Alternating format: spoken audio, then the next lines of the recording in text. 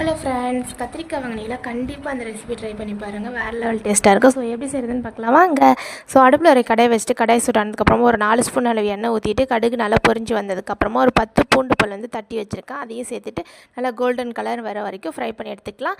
So அதுலேயே ஒரு 10 சின்ன வெங்காயம் தட்டி போட்டிருக்கேன். ஸோ இது கூடவே நம்ம கட் பண்ணி வச்சுருக்க கத்திரிக்காயும் உப்பு சேர்த்து நல்லா வதக்கி விடுவோம். ஸோ 2 நிமிஷம் நல்லா மூடி போட்டு கப்புன்னு விடுவோம். எண்ணெயில் வதங்கி வந்தால் செம்ம டேஸ்ட்டாக இருக்கும். 2லேருந்து 3 நிமிஷத்துக்கு அப்புறம் மூடி எடுத்துட்டு சில்லி ஃப்ளேக்ஸ் ஒரு 1.5 ஸ்பூன், மல்லித்தூள் ஒரு ஸ்பூன், நம்ம கரம் மசாலா ஒரு 1/2 ஸ்பூன், மஞ்சள் தூள் ஒரு 1/4 ஸ்பூன். சில்லி ஃப்ளேக்ஸ் வேறு ஒன்றும் இல்லை, வரமிளகாவை மிக்சியில் போட்டு குறன்னு அரைச்சி எடுத்துக்கிறதுக்கு தான்.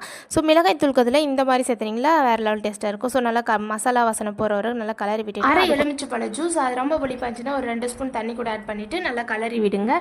ஸோ நல்லா அந்த தண்ணியெல்லாம் குடித்து எண்ணெய் பிரிஞ்சு வந்துருச்சுன்னா கத்திரிக்காய் ரெடின்னு அர்த்தம். லாஸ்ட்டாக கருவேப்பிலை தூக்கி வரைங்கன்னா சூப்பரான கத்திரிக்காய் ரெடி. ஸோ சாப்பிட்டுட்டே இருக்கலாம் போல் இருக்கும். ஸோ ட்ரை பண்ணி பாருங்கள். பாய்.